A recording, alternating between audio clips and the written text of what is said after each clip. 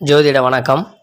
இந்த கடக ராசிக்காரங்களுக்கு மார்ச் மாதம் 2025 எப்படி இருக்கும்? கடக ராசிக்கு இந்த மாதம் போன மாதங்களை விட செலவு கொஞ்சம் அதிகமாகவே இருக்கும். நீங்கள் எதிர்பாராத செலவுகள் உங்களுக்கு இருக்கலாம். புதிய முயற்சிகள் எதையுமே நீங்கள் செய்யக்கூடாது. உங்களுக்கு கடகராசிக்கு 3ஆம் இடத்துல கேது இருப்பதால் நீங்கள் ஏதாவது ஒரு பெரிய முயற்சியை நான் எடுக்கேன், புதுசாக அந்த விஷயத்தை செய்ய போகிறேன் அப்படின்னா அதை கொஞ்ச நாளைக்கு தள்ளி போடுறது ரொம்ப நல்லது. இப்போதைக்கு புதிய முயற்சிகளை எதையுமே நீங்கள் என்ன செய்ய வேண்டாம். உங்களுக்கு குலதெய்வ வழிபாடு ரொம்ப அவசியம். இந்த மாதம் எப்போதுமே குலதெய்வ வழிபாடு கை கொடுக்கும். அதில் இந்த மாதம் குலதெய்வ வழிபாடை நீங்கள் பின்பற்றினீங்க அப்படின்னா உங்களுக்கு ரொம்பவே நல்லதாக இருக்கும். ஏன் அப்படி சொல்கிறேன் அப்படின்னா, உங்களுக்கு இந்த பூர்வீக சொத்துக்கள் பிரச்சனைகள் ஏதாவது இருந்தால் இந்த மாதம் முடிவுக்கு வரலாம். ஏற்கனவே பூர்வீக தாத்தா சொத்தோ அப்பா வழியிலையோ ஏதாவது பூர்வீக வழியில் உங்களுக்கு ரொம்ப நாட்களாக இழுபறியாக கிடக்கு, அது ஒரு பிரச்சனையில் இருக்குது, இந்த மாதம் அது முடிவுக்கு வர்ற மாதிரி தெரியுது அப்படின்னா அது உங்களுக்கு சாதகமாக அமையணும். உங்களுக்கு அது கிடைக்காட்டாலும் ஏதோ ஒரு நன்மைகள் அதில் உங்களுக்கு அமையணும், அதில் ஒரு லாபம் உங்களுக்கு கிடைக்கணும் அப்படின்னா நீங்கள் குலதெய்வ வழிபாடை நிச்சயமாக செய்யணும்.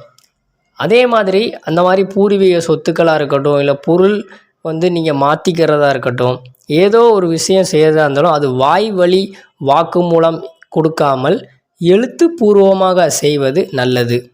இல்லை அது முடிவுக்கு வரலை, பேச்சுவார்த்தை முடிவுக்கு வந்திருக்கு ஆனால் எழுத்துப்பூர்வமாக வரலை அப்படின்னா நீங்களாகவே ஒரு நார்மலாக கூட எழுதி வாங்கிக்கிடலாம்.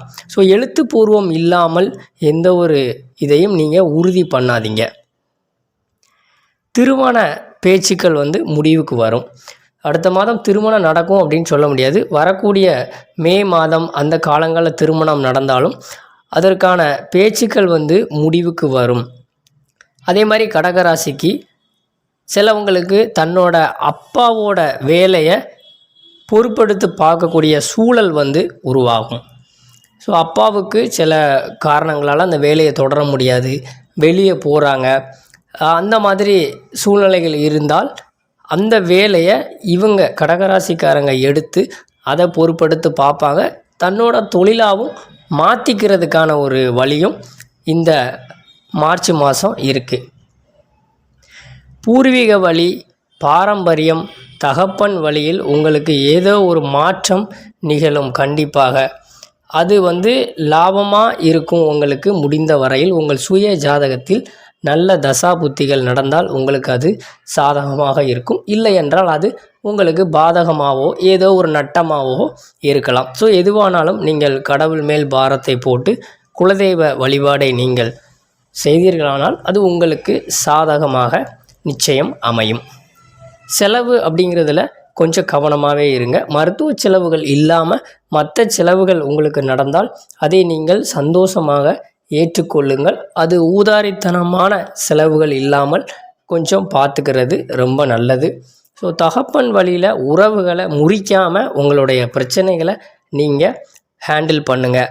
அதிலிருந்து ஏதாவது பிரச்சனைகள் நிச்சயமாக வரக்கூடும்.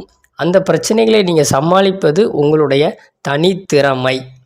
நீங்கள் மற்றவங்களுடைய பேச்சை கேட்டு செயல்பட வேண்டாம்.